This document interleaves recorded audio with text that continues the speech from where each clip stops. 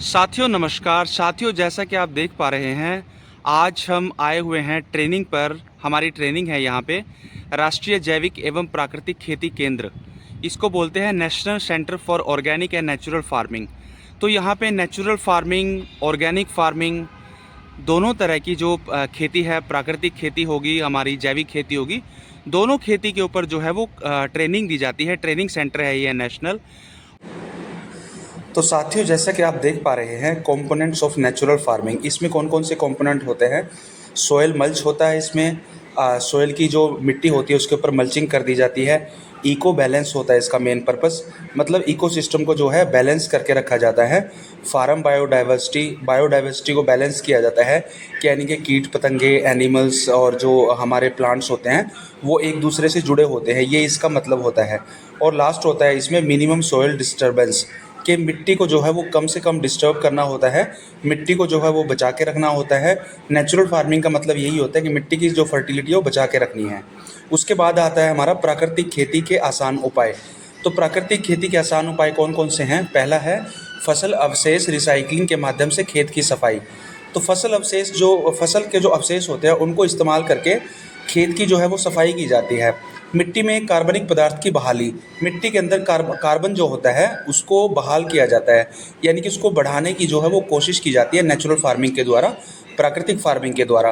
पारिस्थितिक तंत्र और इसके महत्व को सीखना, मिट्टी के खाद जाल की बहाली और मिट्टी की कंडीशनिंग, मिट्टी को दोबारा से पहले वाली स्थिति में लेके आना और मिट्टी को दोबारा से जिंदा करना, फर्टाइल करना, ये इसका मकसद होता है। अब हम बात कर लेते हैं जैविक एवं प्राकृतिक खेती के जो हैं 5 सूत्र कौन कौन से होते हैं। पहला होता है इसका जीवामृत। जीवामृत जैसा कि आपको पता है दोस्तों, गुड़ से, गोबर से, गाय के गोबर से, गुड़ से, इन सब चीज़ों से मिला के जीवामृत जो है वो तैयार किया जाता है। दूसरा होता है घन जीवामृत। घन जीवामृत भी जो है वो गोबर के साथ जो है बेसन डाल के और बाकी और चीज़ डाल के तैयार किया जाता है। तीसरा होता है इसमें बीजामृत। चौथा होता है इसमें मल्चिंग। पाँचवा होता है इसमें वापसा। तो ये कुछ कंपोनेंट होते हैं जैविक और प्राकृतिक खेती के 5 सूत्र होते हैं। जीवामृत, घन जीवामृत, बीजामृत, आच्छादन, मल्चिंग भी बोलते हैं इसको, और वापसा। तो इस तरह के कुल मिला के 5 सूत्र होते हैं जिनके आधार पर हमारी जैविक और प्राकृतिक खेती जो है वो काम करती है।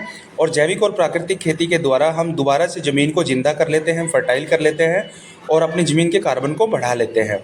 उसके बाद साथियों हम बात करते हैं फसल कुछ जो चीज़ें होती हैं जो जैविक खेती में और प्राकृतिक खेती के जो लक्ष्य होते हैं, उनके जो फ़ायदे होते हैं, क्या क्या लक्ष्य होते हैं प्राकृतिक और जैविक खेती के। पहला होता है फसलों, पशुधन और वृक्षारोपण का एकीकरण, कि तीनों जो हैं वो एक दूसरे से जुड़े हुए हैं, चाहे हमारी फसल हो, चाहे हमारे पशु हो, चाहे हमारे वृक्ष हो, उनका जो है एकीकरण करना, उनको जो है जोड़ के रखना।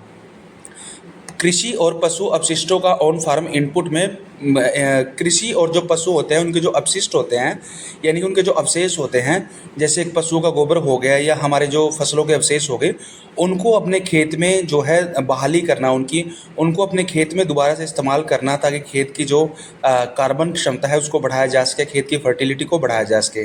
न्यूनतम जुताई से ऊर्जा बचत और जैविक कार्बन में बढ़ोतरी।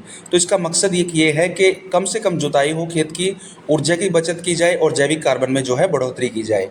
उसके बाद साथियों जो है हम बात कर लेते हैं कि ऑर्गेनिक और बायो फर्टिलाइज़र जो होते हैं वो कितने तरह के होते हैं, कौन कौन से बायो फर्टिलाइज़र और कौन कौन से ऑर्गेनिक फर्टिलाइज़र होते हैं।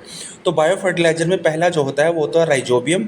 राइजोबियम क्या करता है, राइजोबियम जो है नाइट्रोजन फिक्सेशन का काम करता है।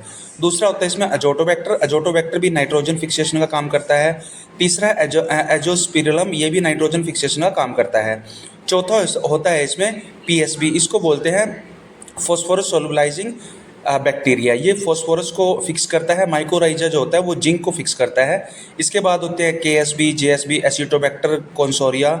और ऑर्गेनिक जो फर्टिलाइजर्स होते हैं उनमें आते हैं city compost, vermi compost, organic manure. तो इस तरह